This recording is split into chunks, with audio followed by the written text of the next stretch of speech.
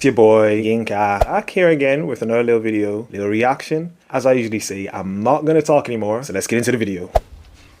Hello, good evening everyone. Just wanted to start out by saying thank you for the opportunity. My name is Fallon Clark and I am representing Blessed Tennessee. I'm just gonna hop right in. So, CRT, for such a complex, controversial topic, I have a very simple question. Why? What is the purpose? What does it solve? What does it actually teach? Imagine two childhood friends, Jenny and Sharon. They've been friends since they were 2 years old, sharing everything, birthdays, sleepovers, and a number of firsts. They grow up and enter the public school system where CRT is being taught. Jenny is reminded she's white and learns about the atrocities committed to maintain her white privilege. And Sharon is reminded she's black and every shortcoming and challenge she faces is because of Jenny's white privilege. Tensions rise, hostility creeps in, and just like that, the friendship is over. Now, And I think that's happening in society today. Everything that we do, especially as black people, we have to see as the white man is oppressing us. Maybe it's your own inadequacies that's stopping you from getting to the place you want to get to. Maybe it's not racism. Maybe it's just you as a person. It's sad that in society today, it seems like we've created the victim Olympics. Who can be the most victimized? Who's the most oppressed? And it's sad that even in our own inadequacies, we want to blame someone else. It's the white man's fault. It's white people's fault. It's not me. We never take accountability for anything, and it's sad. Now, perhaps my example is a little extreme, but not too far-fetched. It actually sounds familiar. Children don't see race until you and I show it to them. So I can tell you what CRT teaches. Critical race theory does nothing but perpetuate the same narrative. It plants the same seed of divisiveness. So why do you want to keep telling the same distorted and divisive story, and especially to our children in the form of education? I ask again, why? Does it help our lagging test scores? Does it equip our children with the tools needed to enter the real world? And by real world, I mean workforce and making a better living, financial literacy, and proper decision making. Does it teach our children to value one another regardless of skin color? Does it teach our children to take pride in our country, a country where a man can be a slave, come from nothing, yet give birth to a generation of children that have everything?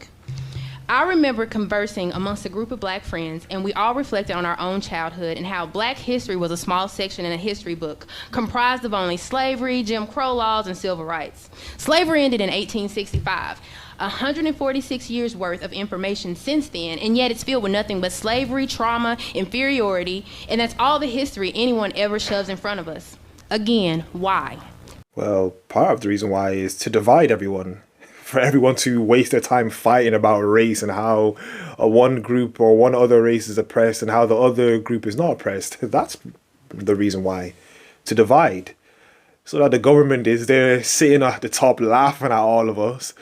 Laughing at how you're fighting over your skin color. And one skin color is more superior than the other one. That's why they're dividing. To make you guys look stupid, you go on Twitter and you come on here complaining about how you're oppressed. That's the reason why. It's to divide and to make all of you fight amongst each other. What is the purpose? CRT is not an accurate account of black history or American history for that matter, and it is imperative we do not allow it to pass as such. I'm sure everyone here is aware of the 2018 and 2019 state report card. That's the only one I could find available online. Less than 33% of Hamilton County students were found to read at grade level. When critical race theory is mentioned, the average individual cannot define it, and our children most certainly cannot define, let alone comprehend its complexities. I value teachers tremendously. My own father is an educator, but teachers are teachers, and they do not, and nor does anyone on the board replace the parents. Many of you may be thinking, CRT is banned in the state of Tennessee. This is not a problem in the Hamilton County School District. Well, I do have with me an assignment given to my son directly following the banning of CRT in our state. He was provided with the banning article with a writing prompt, "What is the importance of CRT in the public school system?" This is a problem, and I would like it noted. The focus should be our core subjects that are not excelling in language arts, math, science, and social studies, with the addition of trades, work readiness, and financial literacy. And let's be clear, the fact we are not excelling in these subjects has nothing to do with race. My son is in the gifted program. He has a 4.0. He scored a 25 on the ACT as a sophomore with absolutely no prep. That leads me to the importance of school choice, and as highlighted in the HCDE mission statement, the environment of our schools, and how all of this correlates with critical race theory. I grew up in Malin, Tennessee, graduated from Malin High School. At the time I attended, blacks made up 15% of the school population. Whites were dominant. As I reflect on my experience, not once did I feel inferior, as CRT suggests. Not once was I oppressed. The bar and expectations that were set at the time were for all students, regardless of race. I left the public school system and my family knowing I could accomplish anything, and my skin color was the very least of my concern. Fast forward to having a child who attended Orchard Knott Middle and currently attends Brainerd High School. In both instances, he has been stereotyped, bar lowered, viewed as being at a disadvantage, and even labeled with phrases like, "he's not like the rest of them," by an actual teacher.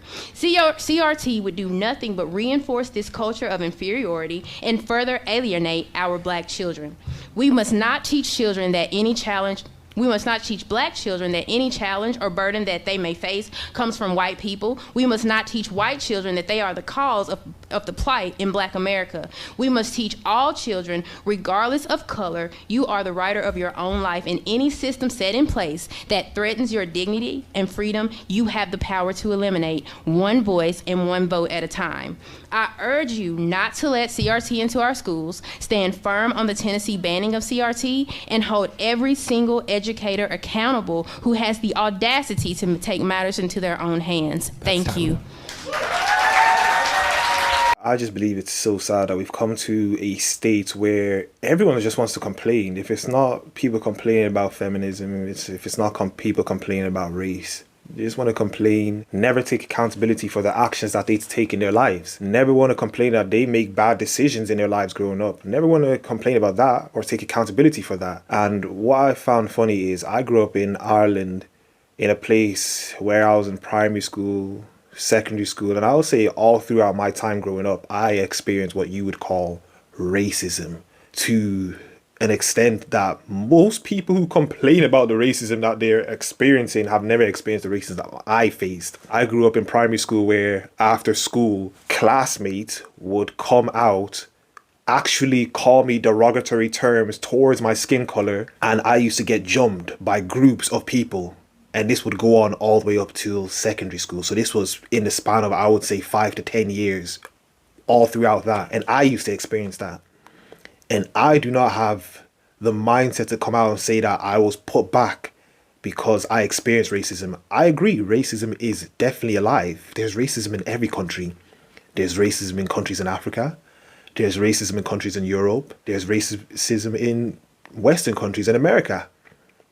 But to sit here and say that you're the only group that's oppressed, as if there's no other group of people or race that has been oppressed, and you hold on to it for dear life, as if it's a character of yours, that racism is your trump card that you can point out to people and use that against people and say, well, it's because they're racist towards me, that's why I can't progress, is the most saddest existence you can ever live, because you will never get far in life with that type of mindset. And as I've said in previous videos, I will never have that type of mindset to say that white people held me back, because they haven't.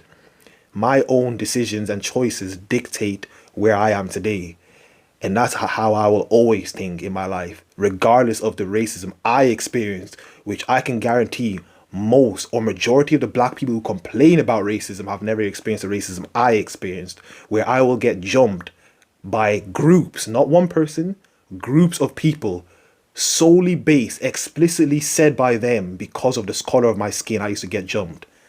And I can guarantee many of the black people who complain about racism have never experienced that type of racism. It's just conjecture on their part. This happened to me because of racism. Or I didn't get this job position because of racism. And they don't even know if it's true. And I implore us to step out of that type of mindset and live your life, get the job done, do the work, and you'll see the fruits of your labor. But anyway, that was another video, another reaction. As I usually say, if you enjoyed the video, like the video as much as possible. Comment down below. Let's get a discussion going down below. I'll reply to as many comments as possible. Subscribe to the YouTube channel. Subscribe. Follow me on Instagram at YinkaThatGuy. And I'm out.